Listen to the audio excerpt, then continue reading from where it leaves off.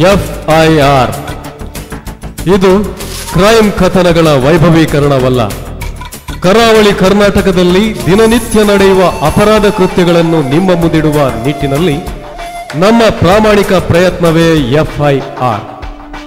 ಇಲ್ಲಿ ಬಿತ್ತರವಾಗುವುದು ಪ್ರಥಮ ತನಿಖಾ ವರದಿ ಮಾತ್ರ. FIRನಲ್ಲಿ ದಾಖಲಾದ ಪ್ರಕರಣವೊಂದನ್ನು ಯಥಾವತ್ತಾಗಿ ನಿಮ್ಮ ಮುಂದಿಡುತ್ತಿದ್ದೇವೆ.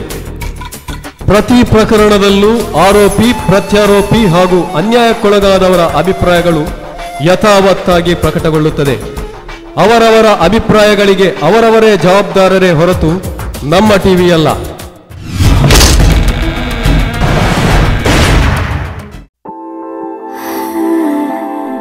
ನಮಸ್ಕಾರ. 2014 ನಿಧಾನವಾಗಿ ಗರಿಕೆದರುತ್ತಿದೆ. ಹೊಸ ಹುಮ್ಮಸ್ಸಿನೊಂದಿಗೆ, ಹೊಸ ತಾರುಣ್ಯದೊಂದಿಗೆ, ಹೊಸ ಶಕ್ತಿಯೊಂದಿಗೆ ಭರವಸೆಯ ಹೆಜ್ಜೆಗಳನ್ನು ಇಡುವ ಕಾಲವಿದು.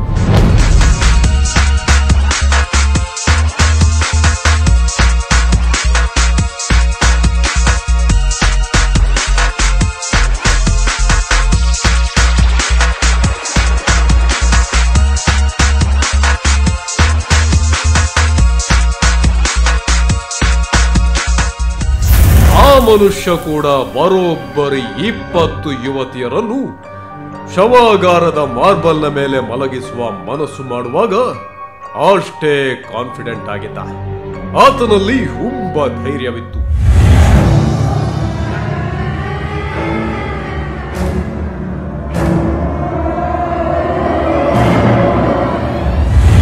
ಪ್ರತಿಯೊಬ್ಬ ಹೆಣ್ಣು ಮಗಳ ಕೈಯಲ್ಲಿ ಸಯನೈಡ್ ಅನ್ನು ಮಾತ್ರೆ ಎಂದು ಸುಳ್ಳು ಹೇಳಿಕೊಡುವಾಗ ಆತನಲ್ಲಿ ತುಂಬಾ ಮಾನಸಿಕ ಶಕ್ತಿ ಇತ್ತು.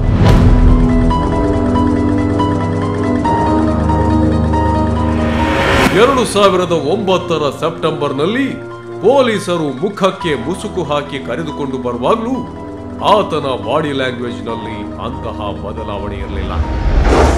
And we have verified all his confessions, and his confession has been found true in 18 cases where the dead bodies of the women have been found in different locations of the state, like in Mysore city, in Bangalore city, in Hassan, in Kollur, and in Markera. It is likely that the number of murders may go up once we begin further investigations into his crimes. This person used to entice women from the lower middle class economic and social strata, assure them of marriage, take them to a distant place, lodge them, and have sexual relationship with that lady under the promise that he would marry her the next day. ಮೊನ್ನೆ December 21ರಂದು ಮಂಗಳೂರಿನಲ್ಲಿ ನ್ಯಾಯಾಧೀಶರು ಗಲ್ಲು ಶಿಕ್ಷೆ ವಿಧಿಸುವಾಗಲೂ ಅಷ್ಟೇ ಕೂಲಾಗಿದ್ದ. 2009ರಲ್ಲಿ ಬರಿಮಾರುವಿನ ಅನಿತಾ ಎನ್ನುವ ಯುವತಿ ನಿಗೂಢವಾಗಿ ನಾಪತ್ತೆಯಾದಾಗ ಉಂಟಾಯ್ತಲ್ಲ ಒಂದು ಸಂಚಲನ. ಆ ಸಂಚಲನದ ಪರಿಣಾಮವೇ ಈಗ ಈ ಆಸಾಮಿ ಒಳಗೆ ಬಂಧಿಯಾಗಿದ್ದಾನೆ.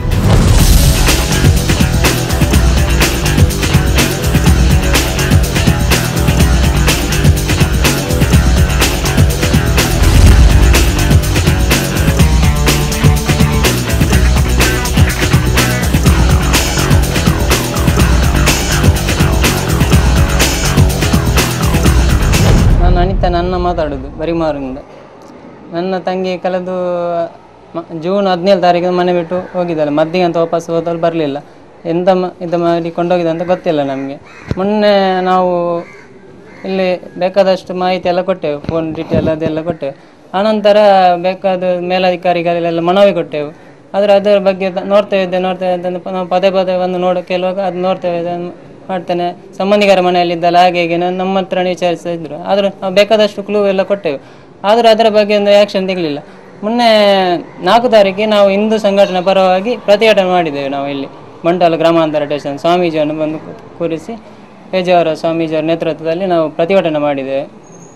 ಆನಂತರ ಇಲ್ಲಿ IG ಸ್ವಾಮೀಜಿಗೆ ಭರವಸೆ ಕೊಟ್ಟರು, ನಾನು 15 ದಿವಸದಲ್ಲಿ ತಂದು ಬರ್ತೇನೆ ಅಂತ, ಹೇಗಾದರೂ ಇನ್ಕಾರ್ ಮಾಡ್ತೇನೆ ಅಂತ ಇದು ಮಾಡಿದ್ರು. ರಾಜೀವ್ ಗಾಂಧಿ ಅವರನ್ನು ಬಾಂಬ್ನಿಂದ ಉಡಾಯಿಸಿ ಕೊಂದರಲ್ಲ LTTEಯ ಮಾನವ ಬಾಂಬರ್ಗಳು. ಆಗ ಅವರ ಸಹಚರರು ಅರೆಸ್ಟ್ ಆಗುವ ಸಂದರ್ಭದಲ್ಲಿ ಸಯನೈಡ್ ಕಚ್ಚಿ ಸತ್ತು ಹೋದರಲ್ಲ. ಅಂತಹುದೇ ಸಯನೈಡ್ ಕರಾವಳಿಯ 20 ಯುವತಿಯರ ಮಾರಣ ಹೋಮಕ್ಕೂ ಕಾರಣವಾಗ್ತದೆ ಎಂದು ಅನಿಸಿದಾಗ ಸಯನೈಡ್ ಮೋಹನ ಎಂಬ ಪಾಪಿ ಅದೆಂತಹ ಫಾಟಿಂಗ ಎಂದು ಗೊತ್ತಾಗ್ತದೆ.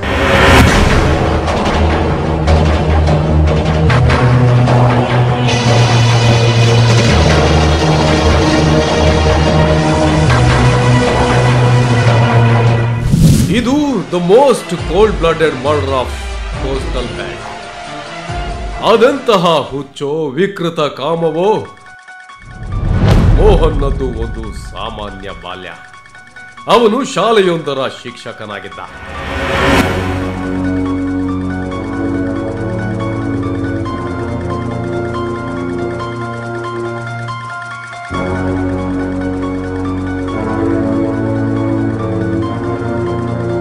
ನಮ್ಮ ದಕ್ಷಿಣ ಕನ್ನಡ ಜಿಲ್ಲೆಯಲ್ಲಿ ಬಹಳ ಹಿಂದಿನಿಂದಲೂ ಗ್ರಾಮೀಣ ಭಾಗದ ಬಡ ಹೆಣ್ಣು ಮಕ್ಕಳು ಮದುವೆ ಎನ್ನುವ ವಿಷಯ ಬಂದಾಗ ಅದೊಂಥರ ಹೆದರಿಕೆಯ ಭಾವದಿಂದ ನರಳ್ತಾರೆ.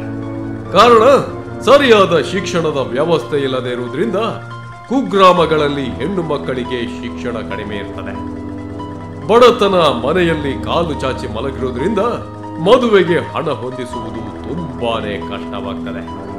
ಇನ್ನು ನಗರಗಳಲ್ಲಿ ಸಾಕಷ್ಟು ಅನುಕೂಲಸ್ಥ ವರನ ಕಡೆಯವರು ಮದುವೆಗೆ ಒಪ್ಪದೆ ಹುಡುಗಿಯ ಪೋಷಕರು ಚಿಂತೆಗೆ ಒಳಪಟ್ಟಿರ್ತಾರೆ.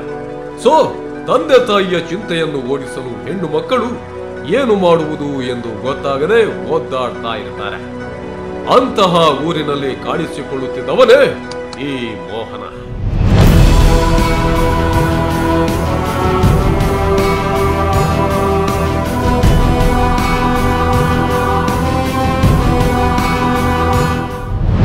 Next day morning, he would ask that lady to keep the gold ornaments in the lodging room, and he would take her near a bus stand on the way, saying that he would take her to a temple. At the bus stand, he would tell the lady that she had had an unprotected sex with him, so which may be risky.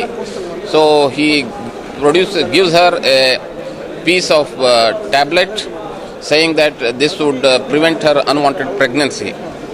And he would ask her to go into the toilet room of the bus stand and consume it there and wait for some time there. The unsuspecting lady would take the tablet, go into the state transport bus stand toilet, take the tablet, and within minutes she would drop dead, or she would just come out and fall dead. He would vanish from that scene, go to the lodging room and collect the jewelry that she had kept it in the lodging room and disappear.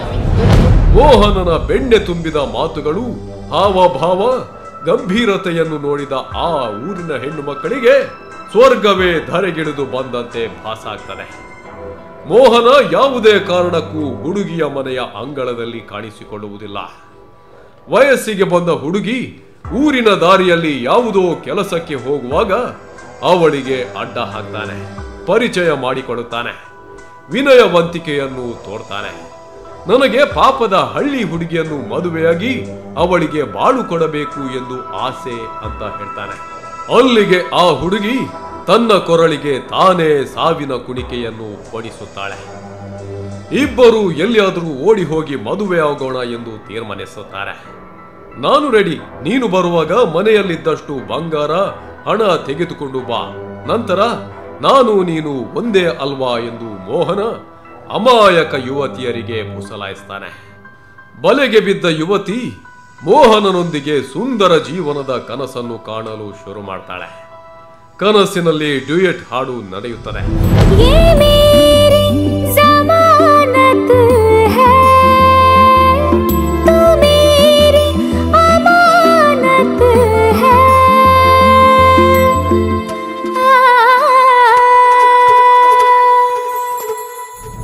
Phone ಬರ್ತಿತ್ತು, ನಮ್ಮ ಹತ್ತಿರದ ಒಂದು ಹುಡುಗಿಗೆ phone ಬರ್ತಿತ್ತು. ಅವಳು ನನ್ನ ತಂಗಿಯ mobile number ಕೊಟ್ಟಳು. ನಂತರ ನಮ್ಮ ತಂಗಿಯ ಮೊಬೈಲ್ಗೆ ಫೋನ್ ಬರ್ತಿತ್ತು. ಆವಾಗ ನಾನು ಫೋನ್ ಮಾಡುವಾಗ, ನೀನು ಯಾರು, ಸಂಬಂಧಿಕನ ಅಥವಾ ಯಾರು ನಮಗೆ ಬೇಕಾದವನ, ನೀನು ಹಾಗೆ ಫೋನ್ ಮಾಡೋದೆಂತ ಕೇಳಿದೆ. ಈ ರೀತಿ ಎಲ್ಲ ಹುಡುಗಿಯರಿಗೆ ಫೋನ್ ಮಾಡೋದು ಬೇಡ, ನೀನು ಎಂತ ಇದ್ದರೂ ಹುಡುಗಿ ಬೇಕಾದರೂ ನೀನು ಅಂಥ ಜಾತಿ ಅಥವಾ ಏನಾದರೂ ಇದ್ದರೆ ನಮ್ಮಲ್ಲಿ ಬಂದು ಮಾತಾಡು, ನನ್ನ ಮನೆಯಲ್ಲಿ ಬಂದು ಮಾತಾಡು, ನೀನು ಆ ರೀತಿಯೆಲ್ಲ ಫೋನ್ ಮಾಡಿ 12 ಗಂಟೆ ರಾತ್ರಿ ಎಲ್ಲ ಫೋನ್ ಮಾಡೋದು ಬೇಡ ಅಂತ ಹೇಳಿದ್ದೆ. ಒಂದು ಸಾರಿ ಬೈದಿದ್ದೆ. ನಂತರ ನನ್ನ ತಂಗಿ ಸಿಮ್ ತೆಗೆದು ಚೇಂಜ್ ಮಾಡಿದಳು. ಚೇಂಜ್ ಮಾಡಿದ ನಂತರ ಬೇರೆ ಸಿಮ್ ಹಾಕಿದಳು. ನಂತರ ಆ ಸಿಮ್ ಇದ್ದು ಸಹ ಇವಳು ಹತ್ತಿರದ ಒಬ್ಬಳು ಹುಡುಗಿ ಫೋನ್ ನಂಬರ್ ಕೊಟ್ಟಳು ಈ ರೀತಿ ಅಂತ.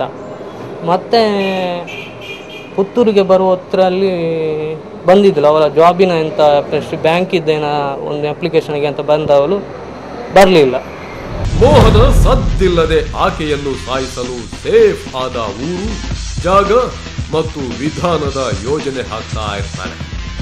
ಹುಡುಗಿ ಹೊಸ ಬದುಕಿನ ಅಧ್ಯಾಯವನ್ನು ಪ್ರಾರಂಭಿಸಲು ಆಸೆಯ ಕಣ್ಣುಗಳಿಂದ ಕಾಯುತ್ತಿದ್ರೆ, ಮೋಹನ ಅವಳ ಬದುಕಿನ ಕೊನೆಯ ಪುಟವನ್ನು ಹರಿದು ಹಾಕಲು ಸ್ಕೆಚ್ ಹಾಕ್ತಾನೆ.